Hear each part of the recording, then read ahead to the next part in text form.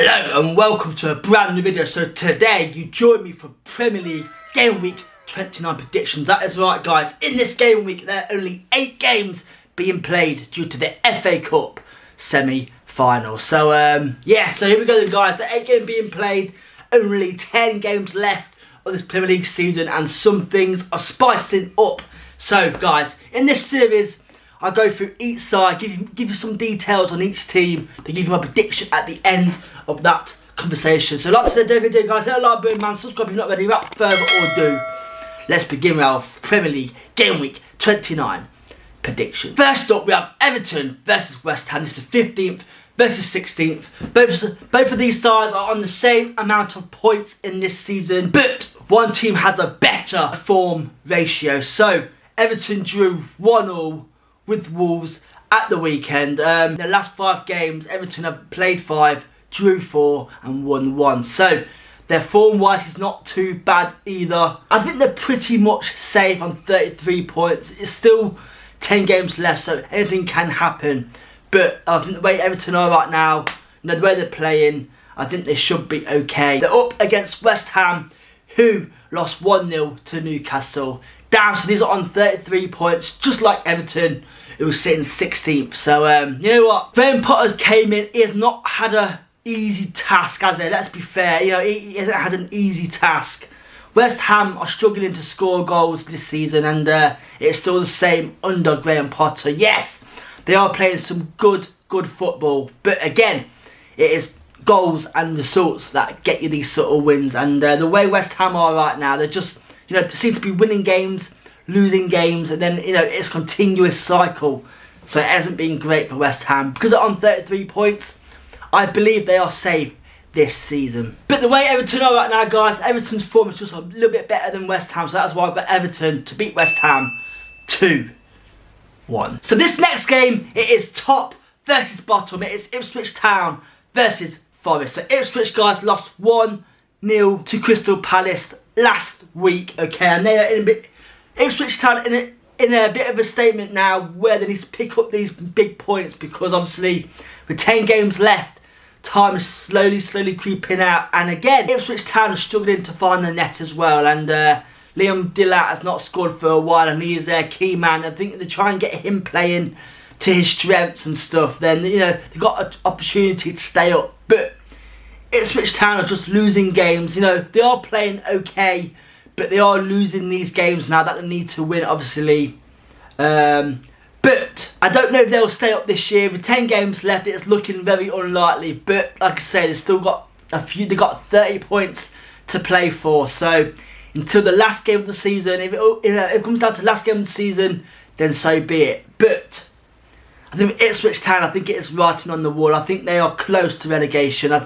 I just can't see any way back for Ipswich Town. Yes, they got an easy run-in coming up soon, okay, with these, you know, last 5 games, but they need to pick up points before this, and this game will not be easy because they're up against Forest, who beat Man City 1-0. What a statement, by the way, what a statement. Because of that, they now sit 4 points in 3rd place. So they're beating their Champions League rivals for a spot, and to beat Man City in that Champions League spot is a massive statement. And because of that now, they've got some breathing space in the top 4. So Forest, man, they are slowly getting in that top 4 finish in the end. And if they do it this year, man, what a massive achievement. So they can work on that for next season. But to beat your Champions League rivals, fantastic statement. So just on that, I do have Forest, guys, to beat Ipswich. I've got Forest to beat Ipswich 3-0. So next up we have Man City versus Brighton. So Man City again lost 1-0 to Forest, which sees them now in 5th place spot. And I've got to say, it's a massive strange season for Man City, man.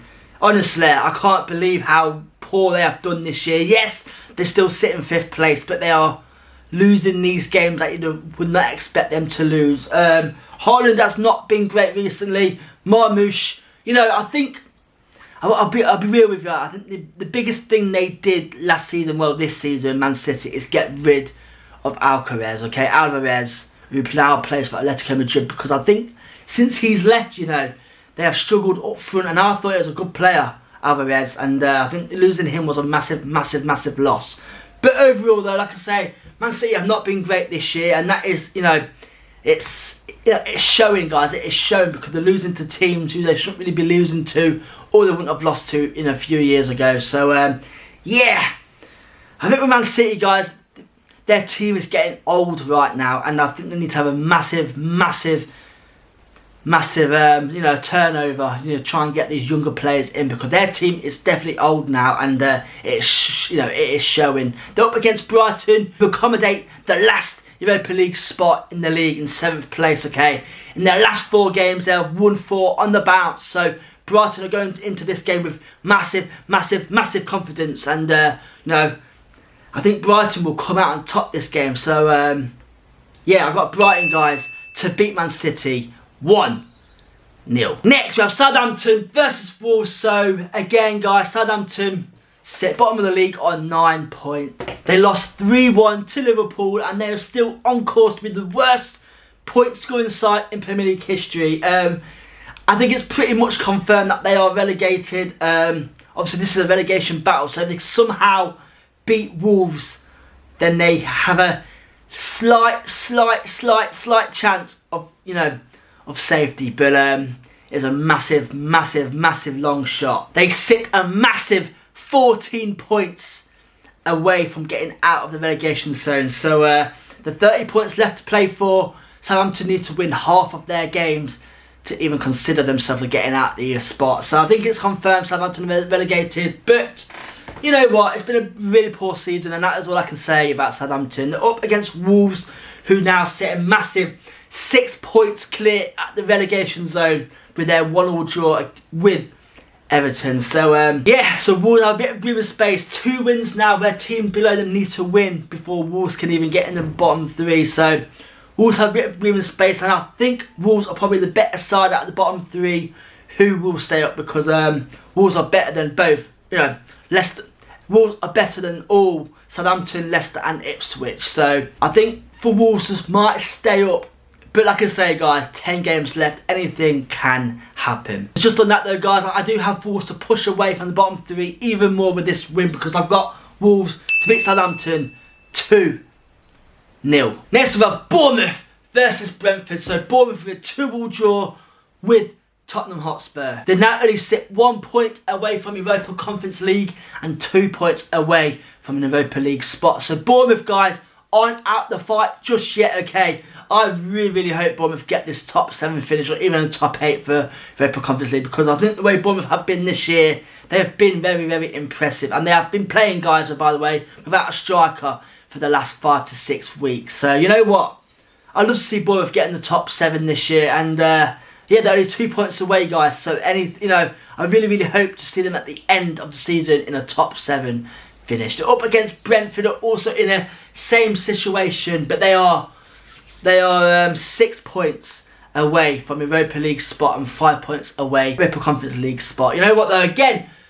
Again, Brentford on another side that do also deserve it this year. So I'm down for any of these 2 sides to get a top 7 finish, because you know what? You would have thought Bournemouth and Brentford will be fighting for a Europa League spot with 10 games left.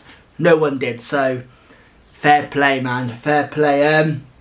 But Brentford didn't really replace their star man Ivan Toney this season, but somehow they've done a bit better without him.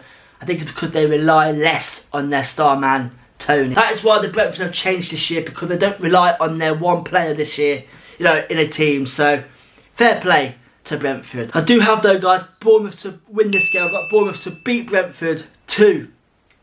Next we have Arsenal versus Chelsea. This is a top 4 clash. I say a top 4 clash, guys, because Arsenal sit a massive 15 points behind leaders Liverpool, and personally right now the title is far and dusted and gone, okay? So Arsenal will not catch Liverpool up right now, so this is why I'm saying a top 4, because both of these teams are fighting for a top 4 finish, and Arsenal drew 1-1 with Man United at the weekend. Again, There's a lot of, I watched the game against them, and you will not win the league or anything like that if you're playing with no striker up front, especially with Moreno up front, guys. They play Moreno up front on his own. And let's be real, he's not a striker. They had Sterling on the bench. Yes, granted, guys, Sterling has not been great this season, but he is still a forward. He knows how to find the back of the net. He knows how to score goals, and if you're not playing with a striker, some sort of attacker in this league,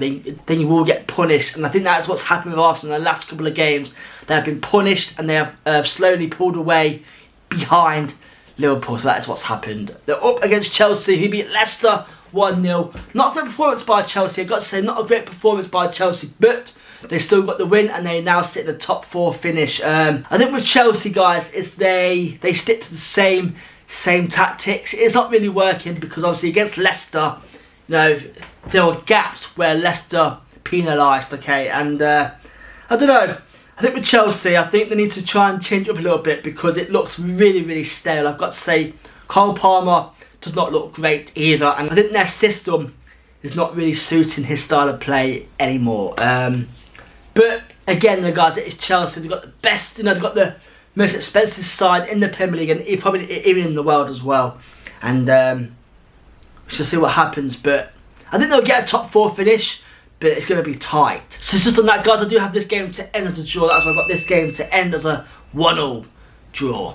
Next, we have Fulham versus Tottenham. So Fulham lost 2-1 to Brighton at the weekend. They do sit in 10th place, which is only 4 points away from a top 7 finish. So just like Bournemouth, just like Brentford, get Europa League football. And it's going to go down to the wire, guys. It's going to go down to the wire, because I think Fulham, you know what?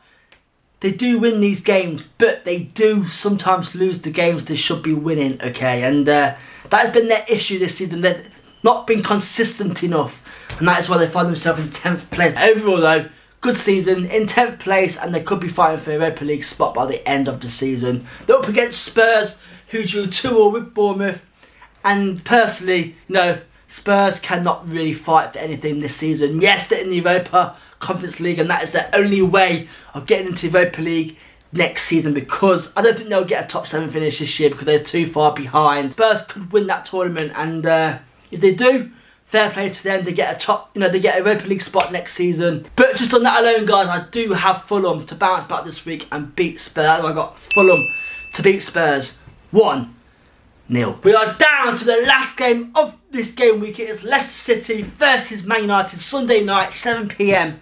So, guys, Leicester, where did I start? My boys, Leicester, man, where did I start? Yes, they played okay against Chelsea, but again, that's 8 games right now, guys, without a goal. 8 goddamn games without a goal, and that is just not good enough. Ruud van Nistelrooy is now the 3rd worst manager in Premier League history, with an 80% losing ratio. So, Leicester, man, they need to bounce back soon, because they are 6 points behind Wolves, and without, bottom 3 teams. I'm not being rude to any of the bottom teams, but on paper, Leicester should be the only team that can challenge Wolves for safety this season, because I don't know, personally, Leicester are better than Ipswich and Southampton. That's just me being biased, but they are. But yeah, 8 goals without a game, guys. It has not been great, and Ruud van Nistelrooy did change his formation last week to a back 5, and it looked quite solid. So I think he said he's going to be playing that system a bit more often now to try and get these results, and obviously been working on it in training as well. So you know what? If Leicester could pull this great escape off like they did in 2014, then fair play. But it is a lot to ask for, because they have not been playing great, and 8 games without a goal is unbelievable. They're up against Man United, who drew 1-1 with Arsenal. I've got to say, Man United should have won that game. They did play quite well. They did play okay, alright. And again, with me though, Man United do lack identity under Amorim, and that has been a massive problem for them since he's been joining, since he's joined the team. Have you seen, guys, on the news right now, Man United's massive new stadium plans for the next 5 to 6 years? They've announced a whole new stadium, and I've got to say, it looks very sexy, and damn, You know, it's gonna, you know, literally £1 billion, and man. But for me though, guys, the only problem is with building this new stadium is Man United's team right now has not been the best team it's been for years, and they need to buy these players. And I do worry, guys, that if buying this stadium will affect the team, because they will not have any money to spend on the, you know, on world-class players. And a bit of a balance, guys, really. Like, what do? Make the stadium better, brand new stadium for the future, or do you want to build on a team, try and buy these players in, and try and be successful before you do this stadium? Let me know down below in the comments, what do you think? It looks nice, looks very, very nice, but I think they should concentrate on the team first, though. Anyway, guys, I can't do it to my boys because we need to win these games to get a chance of survival. So I've got Leicester to beat Man United 2-1. Anyway, guys, that is my Premier League Game Week 29 predictions. If you've any of my decisions, guys, let me know down below in the comments. Let me down below in the comments what you also think to Man United's new stadium. Thank you for watching today's video. See you guys next week for a brand new one. Good, and good night.